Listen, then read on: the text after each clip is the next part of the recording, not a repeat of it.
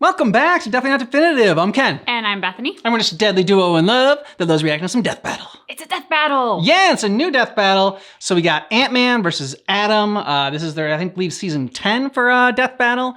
So we're checking it out. We want to check out the new season as it comes out, and like mix in our the older reactions as well, like we've been doing with Death Battle. Yeah. If you want all of our Death Battle reactions, check out the description of this video. We got a playlist there for you. And Bethany's going to explain real quickly how we do Death Battle on this channel.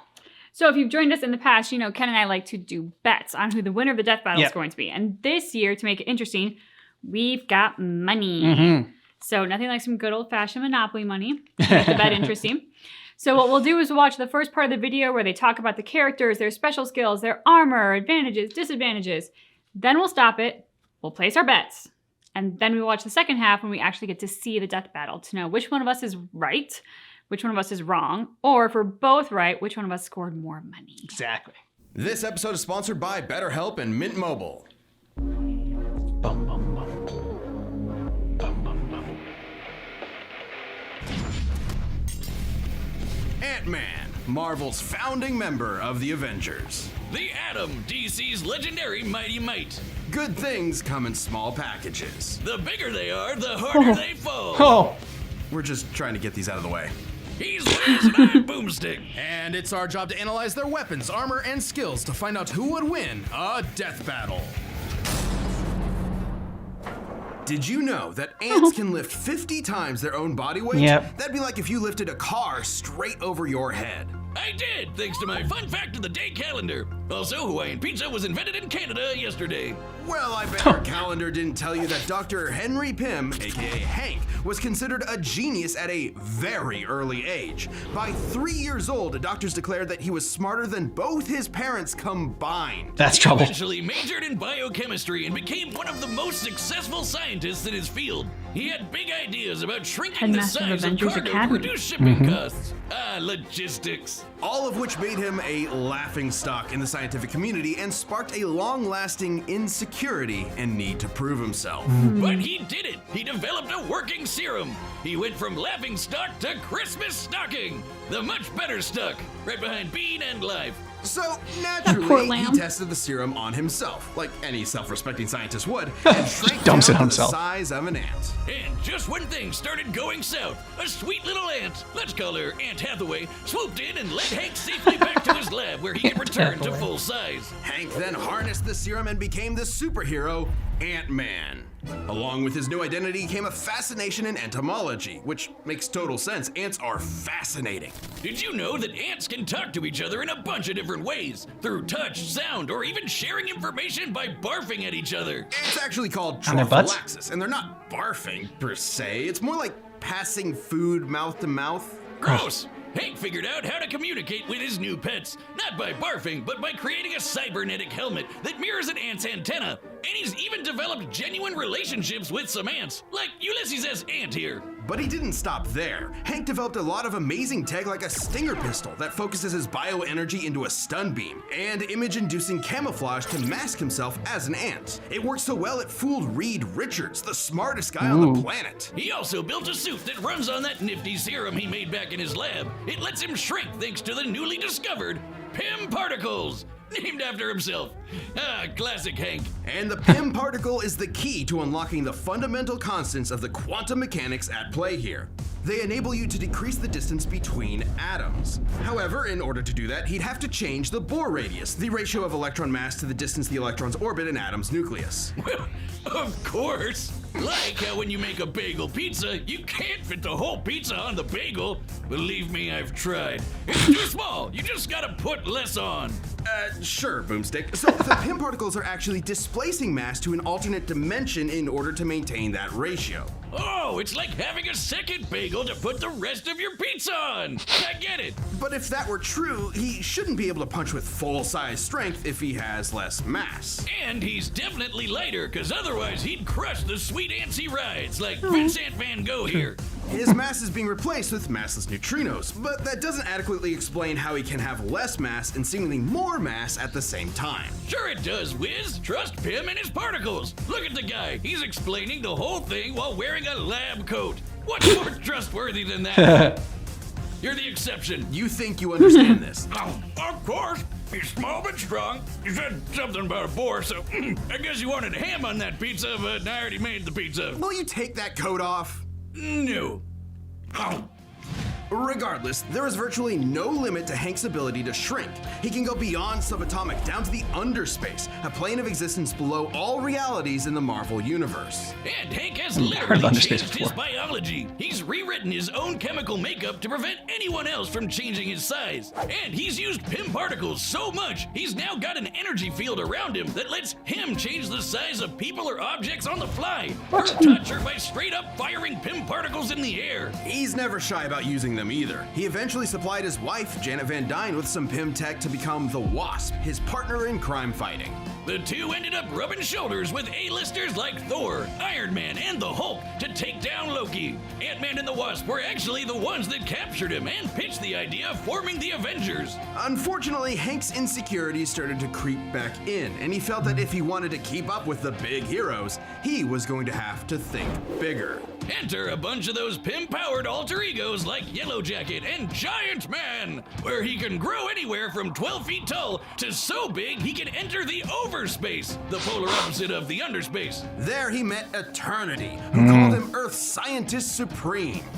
Something he won't let you forget. To these insane heights, even though he knew the strain on his body could be fatal. But he simply didn't care and kept pushing himself. Thus, his greatest and worst creation was born, Ultron. Yep, all the Tin Man Tron was created by Hank, not Tony like the movies. But the mass murder butt thing turned out pretty much the same. Big swing and a miss there. The fallout from Ultron left Hank in a bad place, to say the least. His guilt made him feel like an utter failure, and that his best work was behind him. This led Hank to do unspeakable things. A real low-life move. Yeah. And even though poor mental health doesn't excuse this behavior, it was clear that Hank needed help. He suffered multiple mental breakdowns, endured the physical toll of the Pym particles, and had bipolar disorder that went undiagnosed for years. So Hank finally did the best thing he could. He acknowledged his problems, got the help he needed, and committed to self-improvement. And with that help, Hank slowly started making things right. He rebuilt the West Coast Avengers, gave Scott Lang his blessing to become the second Ant-Man, and finally defeated Ultron. He created a backdoor Trojan infiltration code to defeat Ultron that was so advanced, it went on to replicate and evolve all on its own to create a new species made up of artificial intelligence. They don't call him the god of modern AI for nothing. Hank has showed over and over again that he's an integral part of the Marvel Universe. Not just by ways of his scientific contributions or victories in battle, but by proving that heroes come in all shapes and sizes. No. Ray Palmer was born your average human-sized person. He grew up in the Northeast, studied physics at Ivy University, and did everything Mama and Papa Palmer told him to do. Probably. Everything was pretty typical for Ray until one fateful night when he took a walk to take his mind off a frustrating experiment and saw a meteor fall from the sky. He ran off to the crash and found himself a life-changing piece of a white dwarf star, and immediately started messing around with it. Who wouldn't? He discovered that he could focus ultraviolet rays through it and shrink inanimate objects. There was just one problem. When he shrunk things, they exploded. Every big problem. time. I do not see the problem. Sounds like he found a foolproof way of blowing stuff up. Case closed. Ray was determined to figure out how to shrink objects without blowing them up. But first, he went on a hike with his nature club. And as a fellow scientist, I have to question his priorities. It seems to work for him. I support it. Different hikes for different mics, am I right? While in a cave, the ceiling suddenly collapsed, trapping everyone inside. After searching high and low for another exit, Ray found a small opening and had an idea. He could try to shrink himself down and get help, even if it meant he might explode before he got the chance. But he didn't explode. I hope this story has a happy ending at least. Perplexed, Ray determined there must have been something special about him that made him uniquely immune to the explosive fate. Something super scientifically convenient that we never get any more information on. So he got to work and created himself a suit to harness the power of the white dwarf star and became the Atom. Adam uses the white dwarf fragment to decrease his size while Mind having manipulation. control over his density, Blast. which makes a lot of sense considering that white dwarfs have the mass of a star, like the sun, but their volume is more like the Earth's, making them among the densest objects in space. Just a teaspoon of the stuff could weigh up to 100 tons. That's one strong spoon. When Adam shrinks and shifts his weight, he's actually sending his extra mass to a dimension called the mass zone. Where, Adam could maybe live forever. At one point, Ray's apprentice, Ryan Choi, was murdered by Deathstroke, but willed some of his mass to the mass zone and was able to survive in that dimension. So these guys can potentially cheat death, but convenient. would be stuck there without any outside help. But from one scientist to another, what's most impressive is Ray's creation of the Bio Belt. That's what allows Adam to use the power of the white dwarf and shrink while maintaining any weight, from immaterial to his full 180 pounds. There's even been times where it's stated that he was able to become almost as dense as a white dwarf star itself for a few seconds. The belt is also how he can travel through phone lines or through the air on currents or light beams. Over time, Ray has spread out the white dwarf power to other parts of his suit, and now the bio belt acts as a utility belt for his shrunken weapons and tech. It also prevents his size or mass from being altered by any outside forces. And while he can only increase his size back to his natural 6 feet in height, his ability to shrink is near limitless. He can travel between subatomic space to the microverse, the foundation of all reality in the DC universe, where atoms become the size of planets. Typically, he can increase back to his normal size with such force he can smash through diamonds. So if Adam increases his size too much while still within the microverse, he could blow up the entire fabric of reality from the inside out. Shrinking down to that size means that he can shrink small enough to rearrange atoms themselves. Yep, Ray can take individual molecules and rapidly expand them to cook up a small nuclear blast in the palm of his hand. Oh, Ray Palmer. I just got that. He also once disarmed a bomb by rearranging its atoms. At that size, he can move at the velocity of light. So fast and so randomly, he basically acted as a barrier between any and all possible atom combinations. But come on, there's no scientific explanation here for him to have superhuman senses or awareness to comprehend being everywhere at the same time. Ah, it makes total sense. If you're small enough, you can fit in almost everything, everywhere, all at once. Like how you can fit an entire pizza into a calzone, and then you have a whole pizza everywhere inside the calzone. Man, I get it. Science Goes back to and the pizza.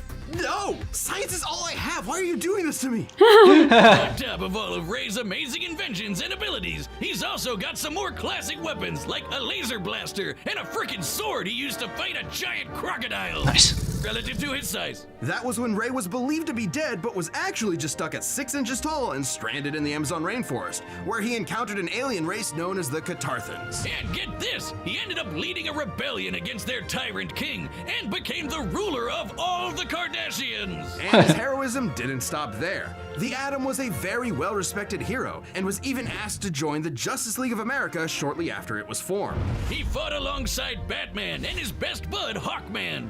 And you don't fight with those guys without picking up a thing or two. Impressive He also combat knows skills Cheetah. aside, Adam's greatest contribution to the legendary team was always his incredible mind. He once created kryptonite inside of Superman by realizing that if he gathered up enough Kryptonian protons, they would eventually become radioactive. While stranded in limbo, Adam realized that if the Flash sped up the rate of a nuclear reaction's stellar evolution to exhaust its core, they could turn a fire demon into a black hole and use it as a wormhole to get back to Earth. He's a brilliant, hard-working, and determined scientist that never stops working on a problem until he's found a solution. I mean, if I figured out how to blow stuff up as well as he did, I would have stopped right there. I'm the hero that blows stuff up.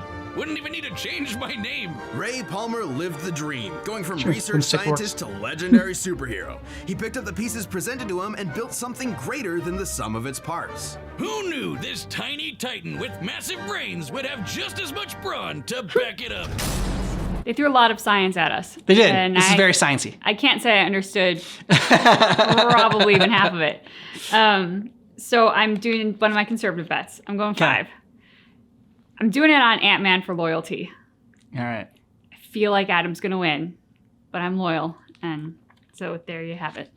Oh, I am not loyal. I'm going $20 on Adam. Okay. Couple reasons. The main reason is that I feel like, DC just usually owns Marvel whenever these head-to-head things go. There's that. And then the fact that like Adam can rearrange atoms at the molecular level. So there's that. I think Hank Pym is just maybe like, his ego's going to get the best of him and go a little bit crazy there. And they said basically that Adam is kind of immortal because he can always just send himself to the other realm, like a piece of himself, and then like live on forever. Now they say he needs someone to bring him back from there. So that could be a way for him to get out of it and for Ant-Man to win. But I just felt like Adam had more impressive feats and a better head on his shoulders. So I feel like Adam's gonna win there. Also, you got got a sword, his judo training and everything. And I feel like Hank Pym is just the scientist. Okay. All right, the combatants are set, and we've run the data through all possibilities. It's time for a death battle!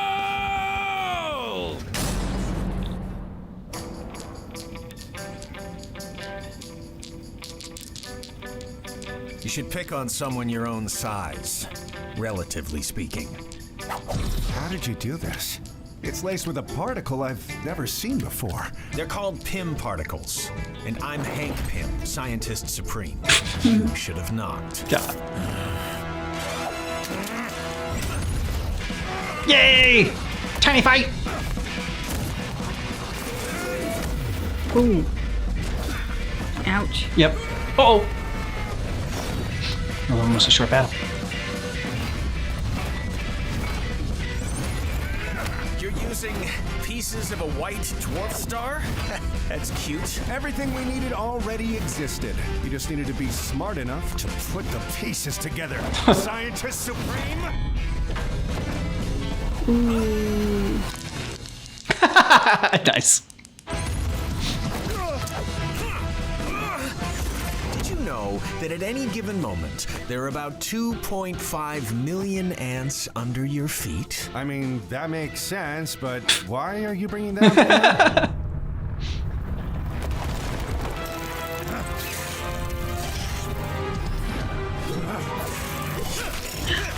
Oh, he's sick. But he's gotta defend himself. He's killing. Took you long enough. He's killing all of his. Okay, let's try this.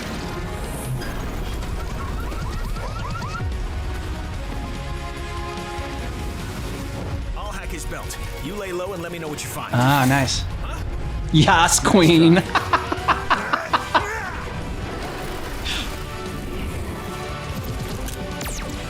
No, don't kill Anthony. If I search every electron path in his gun and study their probability wave functions, I just might be able to. Ooh, the microverse.